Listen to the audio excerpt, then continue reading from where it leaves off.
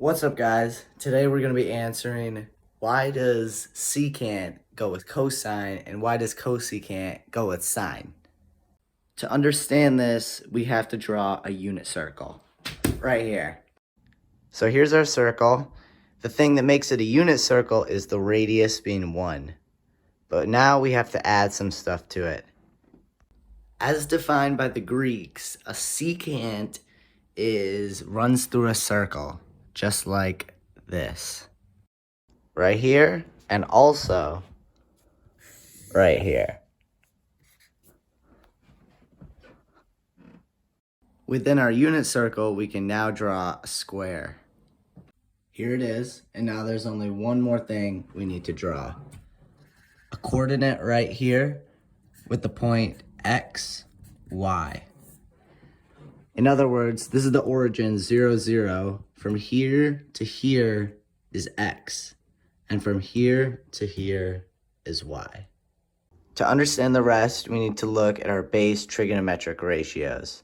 More importantly, the sine and cosine ones. Sine of theta, theta being any angle in a right triangle, is going to be opposite over hypotenuse. And then cosine of theta, theta again being any angle in a right triangle, is going to be adjacent over hypotenuse.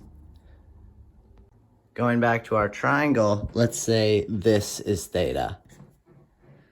And again, we'll label that as X and this is Y. The adjacent of theta is X and the hypotenuse is 1. So for this triangle, the cosine is going to be X over 1.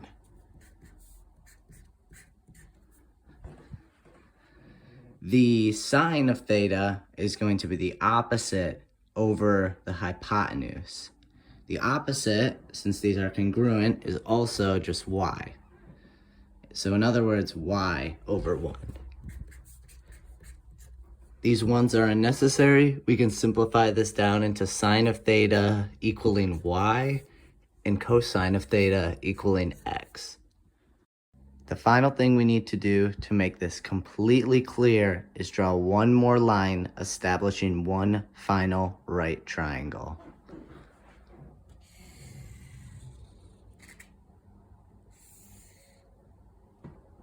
Boom.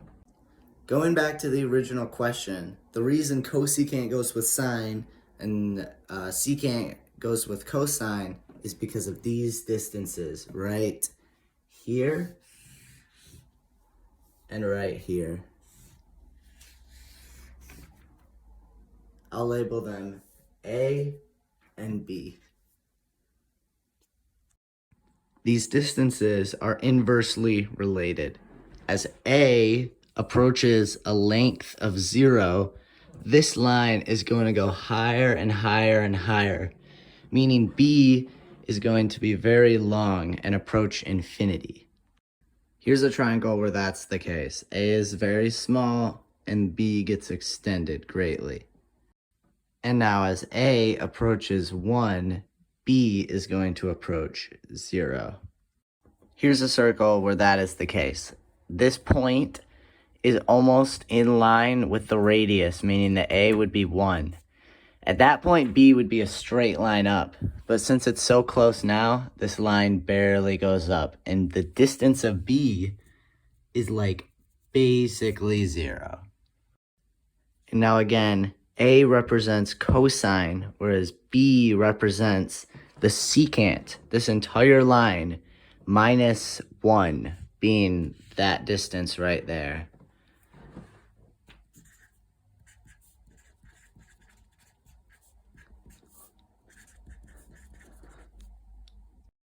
Now look what we just proved. I just proved that A and B are inverses, and then we just found out A is a cosine and B is secant, minus 1. Now we just have to apply this to the other ratios. Cosecant is perpendicular to secant.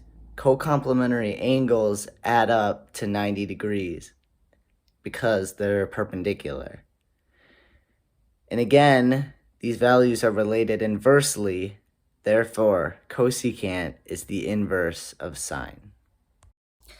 Thank you for watching, guys. This question was like a prompt that I had to answer in class in a presentation. I remember doing it very poorly in class, so I wanted to just give another go at it, but I completely forgot what I was talking about, so it probably didn't make a whole lot of sense. I don't know. Let me know in the comments. This was fun. Adios.